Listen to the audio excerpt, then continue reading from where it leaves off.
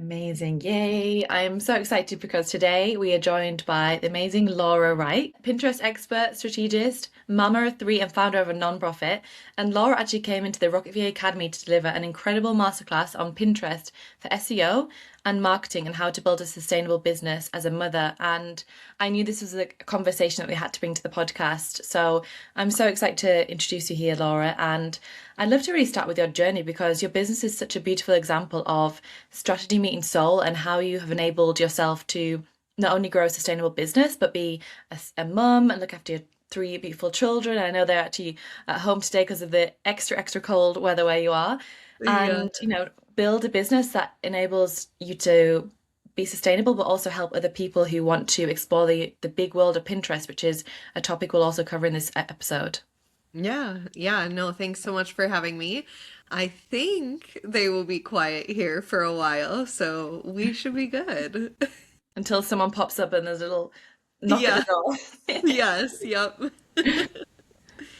So, you've been in marketing for over 16 years, which is quite rare in this industry, and especially because it changes so fast. So, I'm curious, and I'm sure our listeners are also, what drew you to Pinterest back in, I think, was it 2009?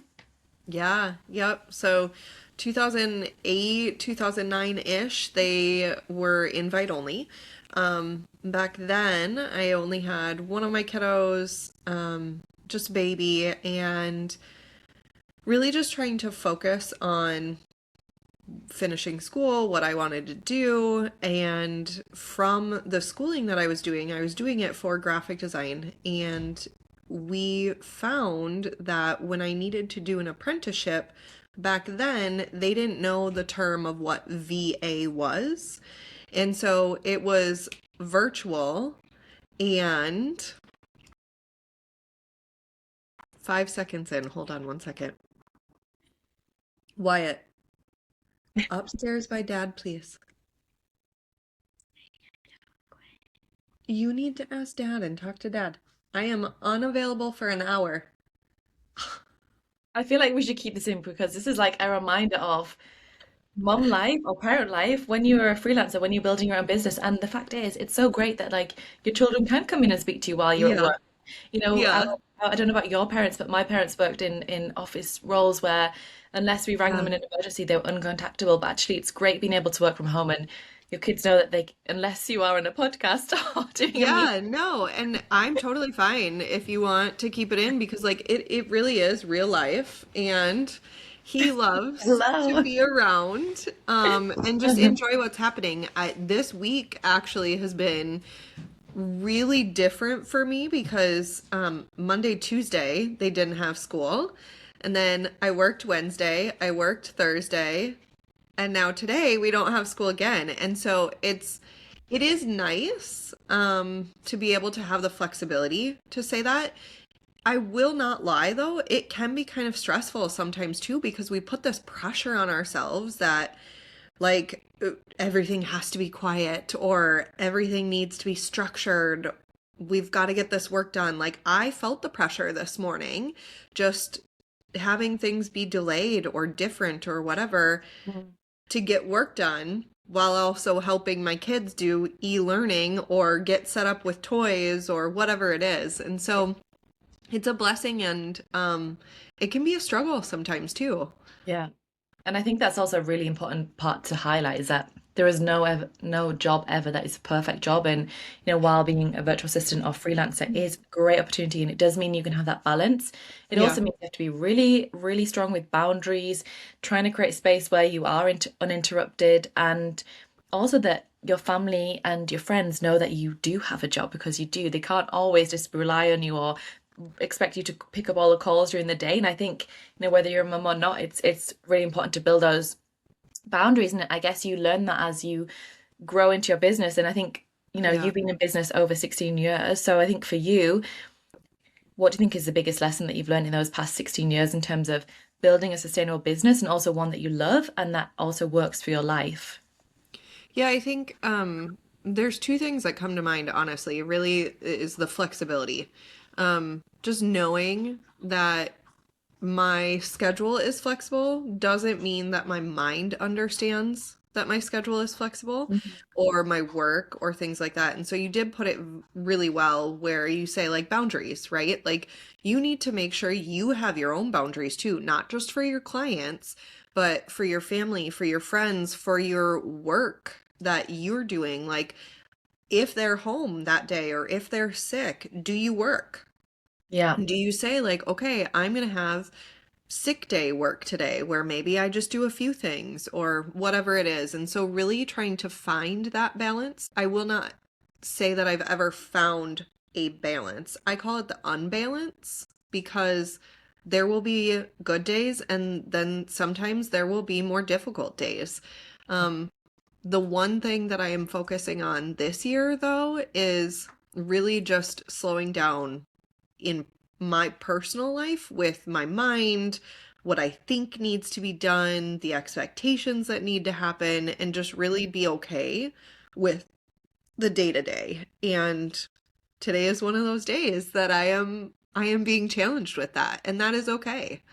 Yeah, I hear you, and I think, having being at peace with yourself and enabling yourself just to be, okay, this is not the day I planned it to be, but that's okay. Like that's part of the entrepreneurial, part of the life process, and like Uh, nothing in life ever works out quite as we want it to, as much as we put all the intentions in the right place. So it's like learning to grow with your business, and I think I don't know if you agree, but for me, being an entrepreneur, building my own business, it's developed this whole another layer of resilience, this mm, mindset that I never had before of like, if no one else does it, no one will do it. But ultimately, if no one else does it, then no one's going to die. And it doesn't have to be done today, but it does have to be done. So making sure yeah. you get that, get your priorities organized. If you have clients, you're focusing on their work ultimately first and getting the things that are going to move the needles done.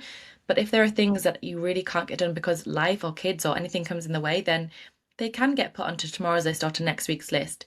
And that's okay. And as long as you're a determined and motivated person, you will get those things done. I think some people, when they're in the entrepreneurial world, worry that they're not going to be able to complete tasks or worry that they won't have the determination because they don't have a boss like on their shoulder. But ultimately, you become your own boss and you also learn that if you don't show up, then your business won't grow. And it's like Yeah. everything showing up on Pinterest, showing up on social media, growing your business in all the ways. It's important and it can only be done by you. And ultimately, yes, you can grow and have a team of or hire a VA or an expert to do this. But in the beginning, it's often you. So I think, circling Mm. back now to also Pinterest and kind of what took you to Pinterest. So it sounds like you started like as a virtual assistant and I did. people weren't understanding what that was. And then how did that take the direction of your business and where did it go over the following years? Yeah, which was a great lead in. Back then, we didn't have the terms of flexibility or structure or anything like that. And so when I was finishing my schooling for graphic design, I did my apprenticeship virtually. And they ended up hiring me on and saying, like, yeah, I need you to do this work and this work. And it expanded beyond graphic design for that one client. And I had a discussion with my husband, and I was like, I could get more clients. I could work from home. And so I did. And I started off just accepting anything because I knew how to do it. And I knew that I could put the price tag of what the hour would be. And I got really burnt out trading my time for dollars. And we still put price tags on our hours or our programs or packages of services. And I think the change for me came when I focused on what I enjoy doing and what I'm good at, coupled with what can get the results for my clients.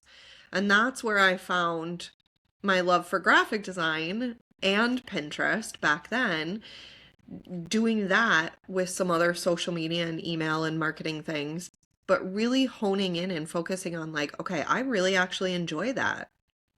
And I can set the boundaries that I want to set. I can set my schedule around something like this. I don't have to be um, like on the phone all day or leaving to go into an office to be able to make this work. So there was teetering back and forth, right? Like it's always nerve-wracking when you're like, I'm gonna do this one thing.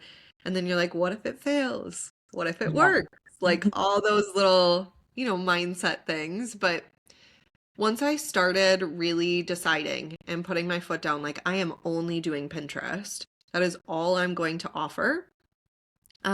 People came out of the woodwork and they started saying like, "Oh, Laura's the Pinterest person. Laura's this person." And it started internally kind of reaffirming for me, even if I didn't land that next sale or that client, right? It was more of like okay, now they actually truly understand that regardless of the title, regardless of VA, strategist, marketing, whatever it is, I told them this is the one thing I'm going to be doing. And I feel like that's when everything kind of came into place. And so when we can articulate that sweet spot of what we want to do, right? Whether that's a OBM, whether that's a social media manager, like it doesn't matter if you're doing a couple different things, as long as you can clearly articulate what it is that you do day in and day out and love and the results that you can get for people,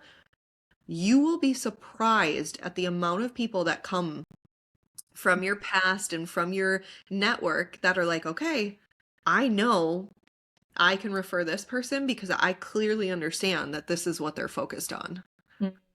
So I think what you're demonstrating there is like the value of people knowing exactly what you're offering and how you can help them, and by necessarily like by essentially niching yourself, you Yeah. became the Pinterest expert, the go-to expert that people came to, and like you said, people in your network before you kind of marketing yourself already realized this is what you were doing, and I think that's the power of word of mouth, of networking, of Yeah. talking about what you're doing, and that's a lot of the things that I say to VAs who are listening, like that's how you're going to start to grow your business in the beginning. Yes, social media and all the platforms are great, but ultimately, if you don't talk about it, then no one knows. And I think your example of niching as a Pinterest expert has is a really good example of how you can utilize one tool or one service or one industry, go all in, become this expert, and ultimately increase your rates, create courses and programs that help other people learn this tool. And I've learned so much from you on that masterclass that we had, and I realized that Pinterest isn't really something that I've even used for Rocket VA, and now I'm like, okay, let's Mm. put a strategy together, and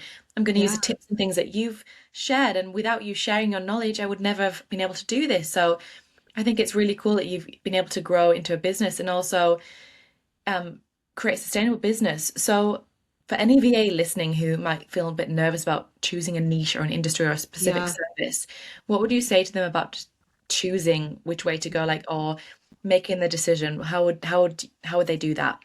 Yeah.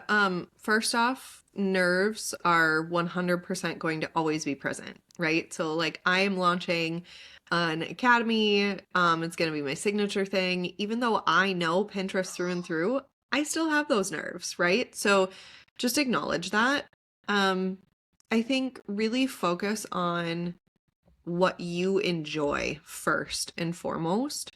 And then I think when you find the things that you enjoy, start figuring out like, do some market research. Is there a need for this? What are other people saying around this? Like, I met with a woman, she's actually in one of my high level masterminds, and her whole thing is helping people with Evernote. Like, that is so niche. I've never heard it before, but it's so cool. And now anybody that says they use Evernote and feel disorganized or need the tips on how to do it better for business, I know who to go to. Yeah. So just pick the thing that you love and can help people, and then run with it. And leading it back into Pinterest, if you're like, okay, market research, right? Like, what do I do for market research? Go to Pinterest. Like, that's an amazing way to see what people are talking about, where things are leading to, even if you're not going to use it for your own marketing right now. Hint, I highly suggest you do, but you Everyone get can, on Pinterest. yes, right? You can go on there and use that just like you do Google. So you go in there and you search, like maybe you search Evernote help, right? Maybe you search podcast promotion or I actually had another VA like agency where she would train VAs on a specific thing for go high level, and then help them find their next client. And we use Pinterest for her. And it was all about go high level and learning go high level as a VA and things like that. And so it is like the vast wide world of Google all in this one little app. It's just visual. And so you can go in there, look at things, click through. When you search that term, all those topics are going to come up. And if those are topics that you're like, ooh, I love that. Ooh, I know how to do that. Oh, this gets my client that I have right now result. Then to me, you've found your like aha that this is something that people are talking about. There's a need for it. You enjoy it. Go do it. Absolutely. Amen to that. I love that. And I think to conclude that bit, it's like niching isn't limiting, it's clarifying. So when people know what you're offering, it just Yeah. makes you become the expert they want to go to. And there's nothing wrong also with being a VA who is doing a lot of things. You know, an OBM does a lot of different services, but ultimately, if you want to niche, then there's a great opportunities there, and it's definitely worth considering that. Like you say, if you really enjoy something. So thank you for sharing that advice. I think there's lots of Yeah, absolutely. golden nuggets that people are going to get listening from this. And I think also to anyone who hasn't really used Pinterest so far, from this conversation, I understand that it's like a Google SEO platform. In terms of Pinterest right now, why is it such a powerful tool for SEO and long-term marketing? Yeah. The biggest thing that I can tell you right now is you don't have to sell twice. When people are on Pinterest, they've already pre-sold themselves because they know what they're searching for. And so if they go onto Pinterest and they search for whatever the topic is, right? Even Pinterest, right? Like it sounds so weird, but people will go on there and say Pinterest tips. They've already pre-sold themselves that they want to be using Pinterest, that they need these tips. So you don't have to sell them on the fact that they need to be using this or that they need to learn it. You're hitting them in that point of want and need. And so you're already past that point of, is this going to be good for me? Like, can I get customers from this? Things like that. And so when you then meet them there, it's going to be longevity wise sustainable in terms of bringing them to your content, your podcast, your YouTube, your sales pages, whatever it is. Because when they're on social, it's a different type of feed. They're scrolling, whether it's doom scrolling or engaging with friends or whatever it is, but they don't know that they want Pinterest or that they need a VA or that they want to move their website or whatever it is, right? They happen upon your post or your ad, and then they're like, oh, that's a neat idea, but they might not be ready for it. Pinterest, they're ready for it. And so you just have to show up and show your excellence and your expertise and how you can help them. And then you already have half of the battle of that sale done. That's huge. And I think that's a really good example of like, it's like a warm lead, you know, they're already looking for something or something that resonates to your business. They're coming to you, and then you're just literally kind of opening the platform, giving them opportunities to work or to find out some interest or get some value towards something. So I think it can really work for a lot of different brands and companies. And I think also here it's just an example of, you know, a lot of the times we put so much focus on Instagram or LinkedIn, but actually Pinterest is kind of that hidden like underdog that no one really seems to utilize. But actually, people like you can help us utilize this platform and ultimately use it to its best capabilities and, you know, generate new leads for clients, grow business, brand exposure, and everything like that. And an Yeah. example for me is, you know, I have a TikTok channel and I'm soon going to Yeah. have a Pinterest as well.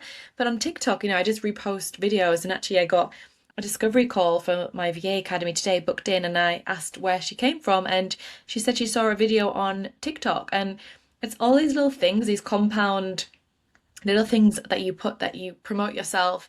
These are all things that get you in the right place, speaking to the right people. And ultimately, if you're Yeah. not doing this for yourself or for clients, it's almost, I think, being of disservice to your future audience or your customers, because there's they need you to help them. So if you're in Yeah. these right places, if you're on Pinterest, if you're guiding them in the right place, they're going to come to you. And I think that's part of that whole brand user experience. And ultimately, I think that's why anyone listening should really look at Pinterest more than just that vision board that we many of us have, but actually as a business tool as well, and a powerful marketing one. Yeah, 100%. Because not only that, but you can, like we talked about and touched on it a little bit ago, you can use it for market research too. So if you're looking at what next social post or video or TikTok or webinar to do, go in and use it as search for that too, because whatever you type in the search, it's going to show you under that search term the most searched phrases on the platform right now. And so, like, even just Office Business Manager, you have different things in there about, how to delegate work and why to delegate work and different things like staying on top of things and how to get stuff done and the best tech for, managing your office and like all these different topics. And so it can not only be used for client acquisition, but it can also be used for top of funnel, which a lot of, I think, industry owners and virtual assistant individuals focus more on the word of mouth that we talked about than the top of funnel. Because I don't necessarily consider social media top of funnel. Again, they're happening upon it. You may have good conversations, but you don't actually have this like cold and warm person coming to your information, right? Because they're cold, they're brand new, but they're warm because they're already pre-sold. So it's very, very interesting to have that for anybody, like digital filing systems, calendar management, right? Like I've had so many different types of a fun term that I've used in the past is chaos coordinators that Love help that. business owners, right? And so just use it for multiple different purposes in your business. And I think it you'll definitely see um results from what your main goal is. So I think the challenge for anyone listening, whether you're a VA or not, is to look at how you're using Pinterest and look at if you are a business owner or you are a virtual assistant helping clients or a VA promoting yourself, how to utilize Pinterest. We have a masterclass in the Rocket VA Academy that Laura came in, and also Laura has her own coaching programs. So I know that you were in safe hands with Laura. So definitely make sure you check out Laura's website. We'll put everything in the show notes, and also we'll put in a link to the Rocket VA Academy if you ever want to come and find out more about virtual assisting, as well as get amazing expert knowledge from people like Laura Rike. And that's why it's so great. And I feel like it's the thing about the VA Academy that I'm loving right now is that we're bringing in so many great guest experts and people who are experts in their field and their industry. And Pinterest isn't necessarily something that I would ever think to teach on myself because it's not my specialty. But I think that's why it's so important that remembering that whatever stage of the journey that we're in, there's always more learning that we can do. There's always people that we can grow with.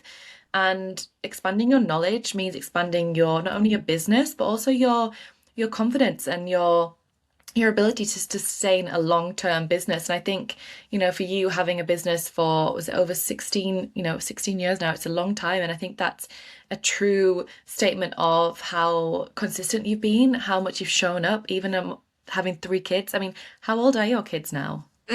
Yeah, so I have a 5-year-old, a 9-year-old, and then my oldest is going to be turning 18 next week. Wow, that is three Mhm. three kids, 3 real kids, and that's a Yes. whole lot of mothering amongst growing an amazing business. And in terms of doing that yourself and building a business as a mum, a founder, and a strategist, like what role do systems play in keeping everything running without burnout?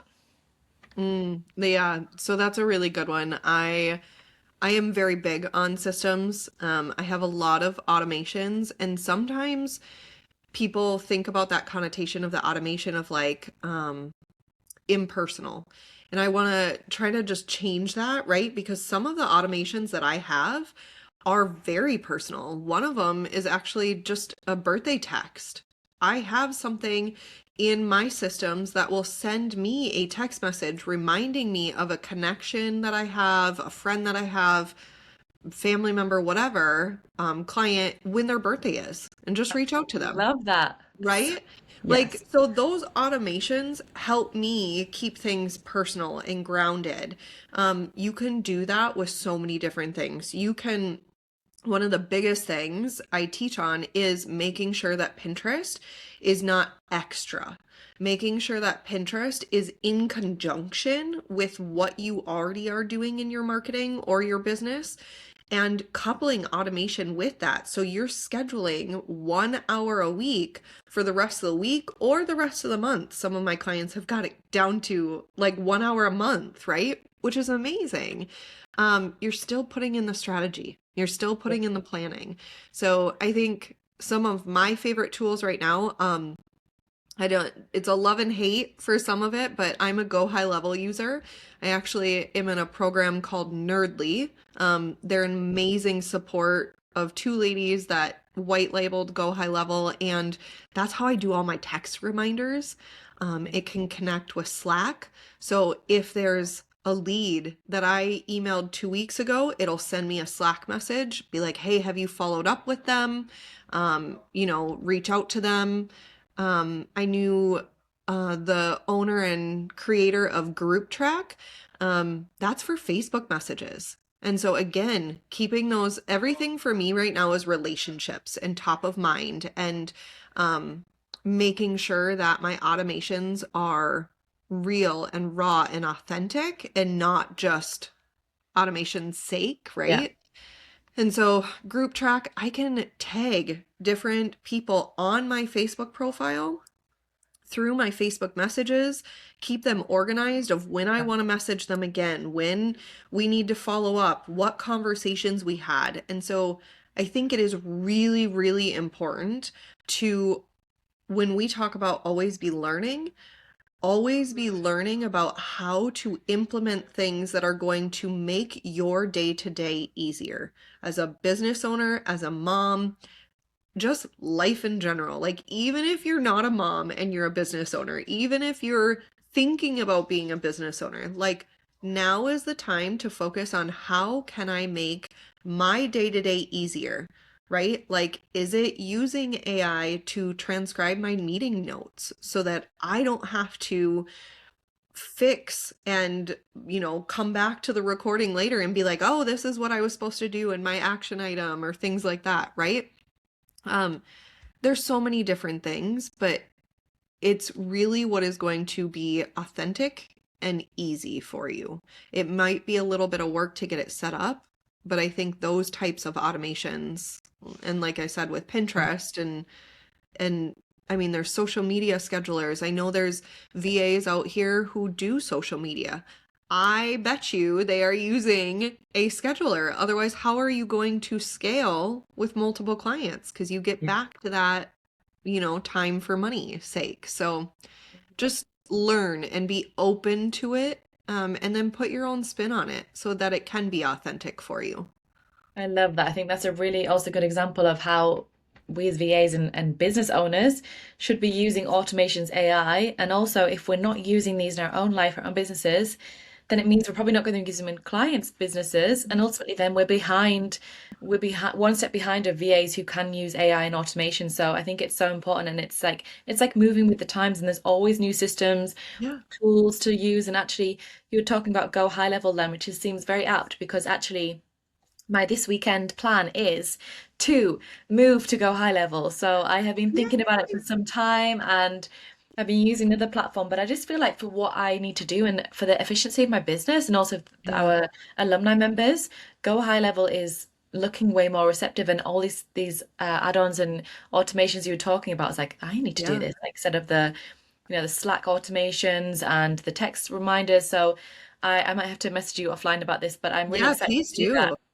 Yeah, Yeah, and I please do. think I've been using them for years, and we have a funny term that we use, that like sometimes they put out these new things and it's this amazing skateboard and not a Ferrari, because it does take them time to like build into it. So they have like now type of messenger automations and things like that. they are so receptive and so helpful and to consolidate everything. And I want to Yeah. also just interject a point here because I was a VA, right? People still come to me for Pinterest VA.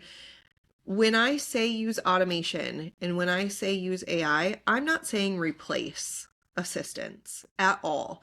I actually use AI for my meeting notes, and then I send my meeting notes to my virtual assistant to have the human element still included. I don't want things that are highly over, jargon or whatever.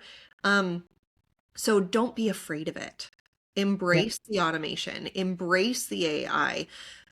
Think about ways to be creative, to include it in what you do and not shy away from it, because that is the direction that everything is going to online. And so, even with Pinterest, like, don't run away from AI and Pinterest. I'm doing masterclass on how Pinterest uses AI and how it works with it in its own code and how the relevancy scores of Pinterest matter and things like that. So, if there's anything you take away from this podcast, please take away the fact that all of these changes and advances that are happening online are not something to be concerned about or run away from. They are here to help you better serve your clients as a VA, as a business owner, better serve your clients as a mom. Like, it's astounding the amount of things that you can do to help that structure. I love that. I think you literally just like that was like a truth bomb. And I really feel the same because I believe that in the VA industry or freelance industry, if you are using AI to support you and your business to proceed and grow and expand, you're only going to move with the time and move with momentum. And if you fight against it, actually you're going to leave yourself behind. And it's like the VAs who are going to get hired are the ones who are using AI. And there's that whole thing of like, oh, well, you need a VA because you can have chatbots and things. I agree. There's always that human input, and there's no one that's ever going to replace a human. But it's how to use AI Yeah. to enhance and improve our work. So it's like it's not AI against us. It's AI with us. And also, it's like a VA is going to become extinct. Absolutely not. But a VAs who don't use AI going to become extinct. Then maybe yes. So that's why it's so important to work with people like mentors like you and I who both use AI. And I think that's kind of an important part of growing a business as well is learning from people, which is why I think it's so great that we've had you on this podcast and in our academy because it's so important to learn from the best people. And life is an ever growing journey and ever evolving process, and growing your business is the same. And we've got to keep investing in education, in our skills, in our mindset. And that's why we do that in the Rocket VA Academy. And also, I know that with your programs as well. So I'll make sure that everyone who tunes in has your links. And to conclude, before we end, do you have anything that you'd like to say? Or, for example, if someone's sitting on an idea, waiting to start a business or a niche, but feeling uncertain, what would you say to them? Get out of your own way and just start. Like, honestly, I have my own challenges in launching new things, offering new things, starting with things, and it's all in our head. Um, as a lifelong learner myself, I am going through an NLP certification, and it's called Neuro Linguistic Programming. It's basically how we process the information we receive. We process the most minuscule amount of information from the vast majority of the world. Our perception is so different than the perception of someone that could have been sitting right next to us. So don't take what you have in your brain, in your mindset, as something that should limit you or hold you back. Just do it. And you know what? If it fails, who cares? Do it again. Talk about it more. Like, try it again. Alter it. Don't alter it. Just do it because the only thing that is going to be worse than failing is not doing anything. 100%. I think that was amazing advice to conclude on. I agree. And I also just want to say that if anyone's listening and yeah, is feeling uncertain, then like you said, just to go for it because the worst thing that we can do in life is like to sit on our dreams and to get to the end of our lives and be like, why did I not just do it? Or why did I care about the opinions? Or why was I listening to all these people when they're not doing what I wanted to do? And I think also getting around the right people, choosing the right mentors, listening to the right podcasts, reading the right books, having the right friends, the colleagues who uplift you and support you on your journey. And having that community is so important. They say you become the sum of the five people that you spend your time with. Yeah. And I think it's really important to bring people who are aligned with your vision and encourage you. So definitely find the right mentor support and yeah, just go for it and get over yourself and take Yeah. that first step. Yes. 100%. I love it. Well, thank you so much, Laura, for sharing all of that amazing information about Pinterest, about how you've grown your business, how you built a sustainable business as a mum of three, and ultimately how you have enabled yourself to become a Pinterest expert and use that skill and that niching as a way to grow your business and ultimately to help more people do the same. So I am super grateful. I'm sure that people listening will have got some great tips for Pinterest. We'll put your course notes in the show notes. And yeah, is there anything else you want to finish on before we close it up? I am an open book when it comes to running a business and anything involved in Pinterest. So if anybody has any questions or, is stuck on something or whatever when it comes to that, feel free to shoot me a message or whatever, and I'd love to have a chat. Amazing. Thank you so much, Laura. Well, we will make sure that they get the notes and can come and connect with you. And I hope you have a little bit of a warmer, is it -29 where you are right now? Yeah, I think it's like 23, minus What is that? 23. Because in the UK we do in Celsius. What do you know what that is? That Fahrenheit?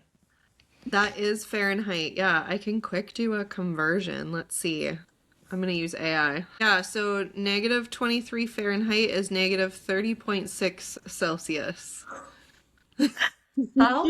How is that possible? I thought you were going to say like -3, and I was like, -30. Like, you guys must be having to like wrap up in in igloo suits or Oh something. yeah, I have the blanket, we have the fireplace on. Our front door, actually, just real quick funny, last night at dinner, my teenager and my husband were trying to open the front door to get an Amazon package and it won't open because it's like froze shut on all corners. Wow, So, that is yeah. wild. Well, I bet today's the day you're happy that you can be working from home and your kids are at home Yes. with you as well, all cozy. Yes, 100%. I will not leave at all today. Well, I hope that you stay warm and well, and yeah, looking forward to connecting again. And thank you for all your Yeah. time today, Laura. Really, really appreciate it. Yeah, thanks for having me on.